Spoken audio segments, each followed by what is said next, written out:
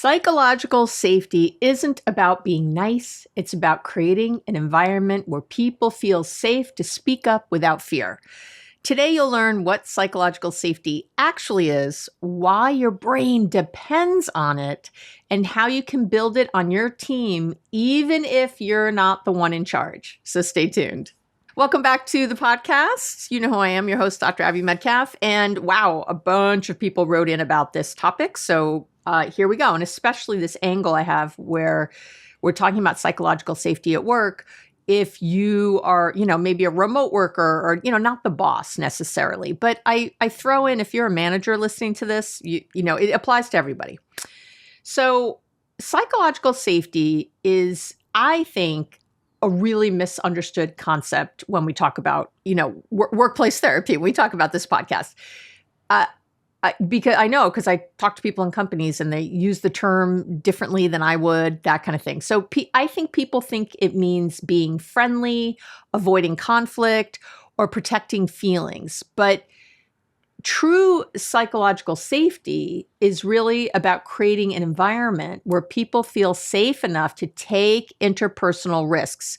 It's really the foundation when you look at high-performing teams, innovative thinking, honest communication. You will see psychological safety every single time. And this is why it matters. Because if you don't have psychological safety, of course, you aren't going to take risks. You're not going to be innovative. You're not going to do all those things because it's too scary to be vulnerable in any way.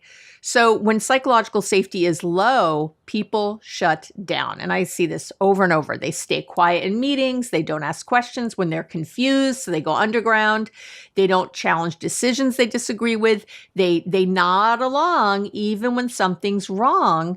And then they process their frustration privately. And again, I always have a lot of research for every episode. Whenever I say research or the download, I have a great download for today. Whenever I talk about that stuff, you can find it below the video on YouTube, or you can find it on my website, abbymedcalf.com. Just go to this episode. You'll see it under episodes.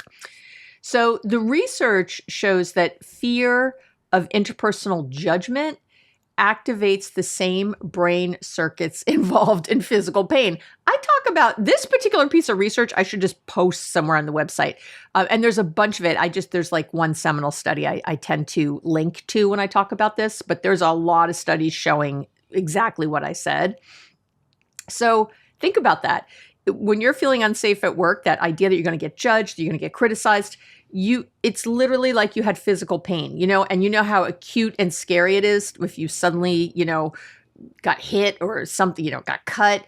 That is the same reaction your brain is having. It activates all the same brain circuits involved in physical pain, which is why working in an unsafe team or on an unsafe team feels like walking on glass. It can feel that same way. If you're not the leader, I think it's so, and even as the leader, but especially if you're not the leader, it is so easy to feel helpless in these situations.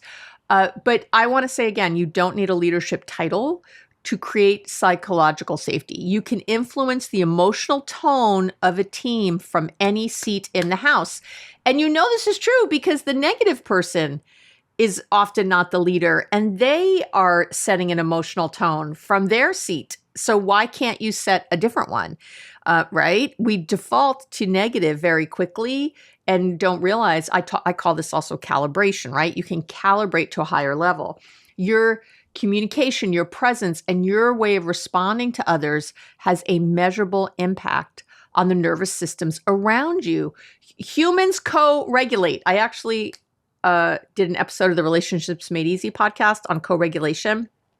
I'll make sure I link to that. If I don't know if I do these earlier than when they come out, so I don't always know when one is coming out versus the other. But you can search on my website if you don't see it linked. I did a really good episode on co-regulation, so I go deep on it there. But so when one person brings clarity, curiosity, and steadiness, other people will adapt to it. Again, just like if someone brings chaos, people can adapt to that, right? Well, you can co-regulate in a positive way, not just a negative way.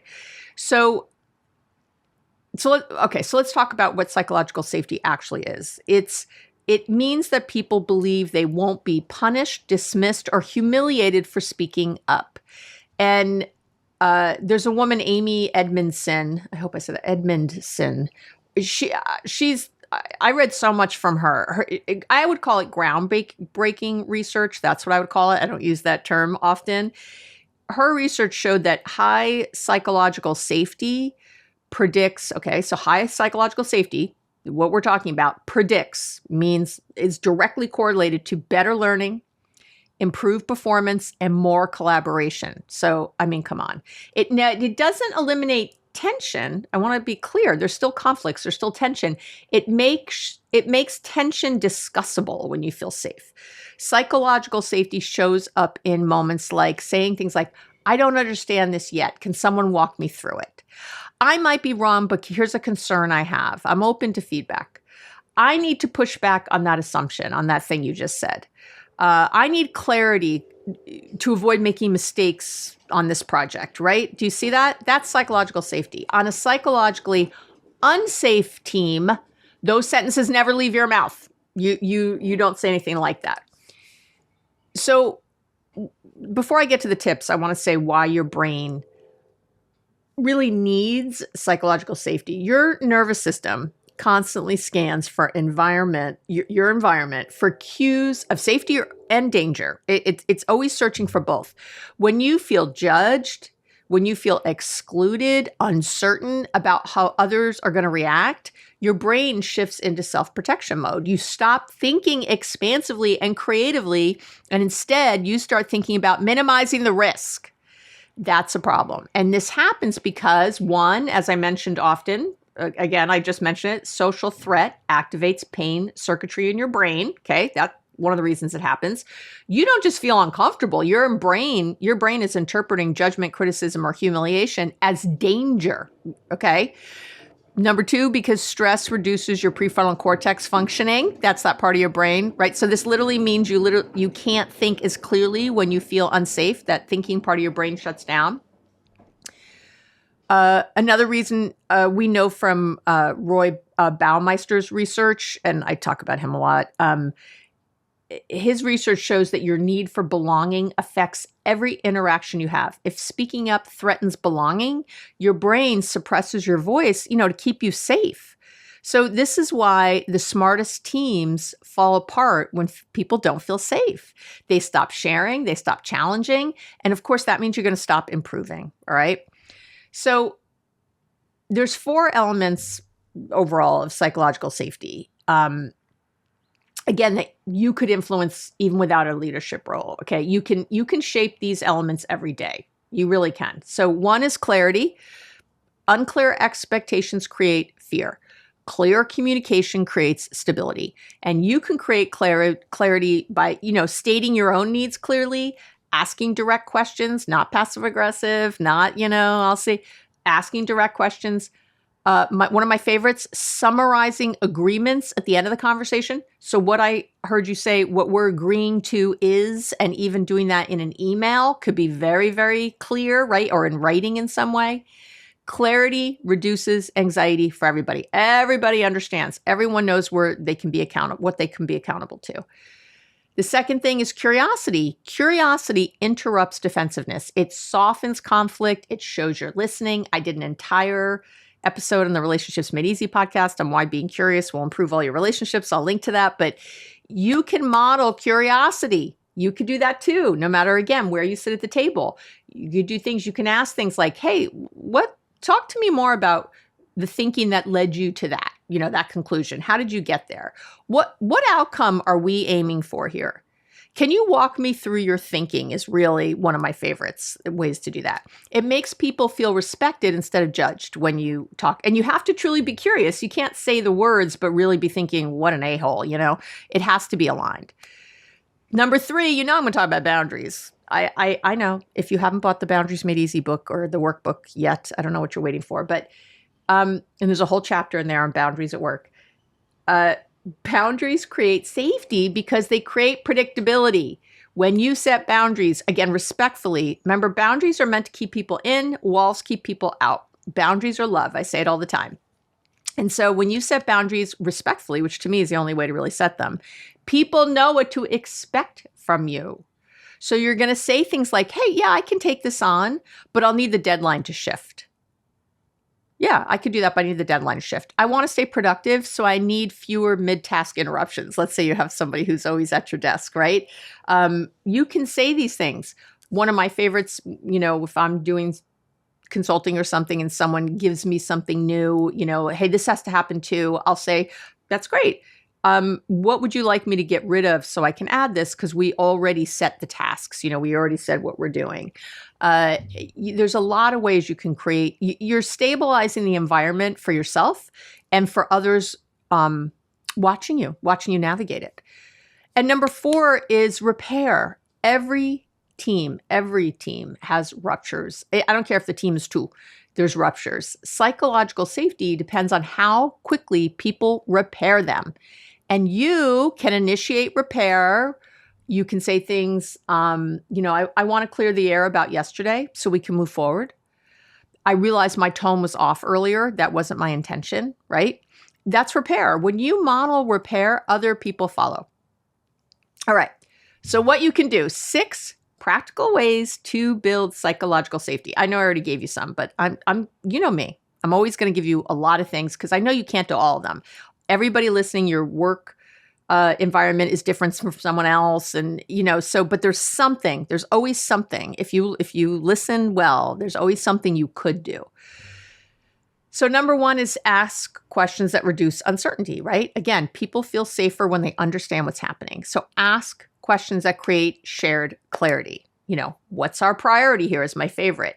What does success look like for me this week, for the team this week, today, anything like that? Very specific. When you ask good questions, I have literally seen other people exhale when I've sat in a meeting, and I'm not kidding. I've seen it on Zoom. I'll say, so what's the priority? I hear a lot going on. What's the priority today? And literally people go, what is the priority today? Like you can hear the exhale. So it's awesome when you do that. 2 is normalize not knowing. Teams become safer when someone demonstrates that uncertainty is allowed. It's allowed. You don't have to be certain. So my favorite word is yet, as you know, with the uncertainty. So you can say things like, I don't know yet, but I'll figure it out. I'm not sure I understand this yet. Can you walk me through it again? Okay. All right. Number 3 is to respond without judging. Your tone tells people if it's safe to speak, right? So instead of reacting with, that's not going to work. That won't work. Let's explore that idea a little more. And you got to really be curious. Again, you can't be full of crap when you do this. You need to be curious. If your immediate reaction is that won't work, I need you to think to yourself, you want to ask, can you tell me more about how you came to that conclusion or what your thinking is on this? I'm not with you yet. See how different that is? I'm not with you on this versus I'm not with you yet on this.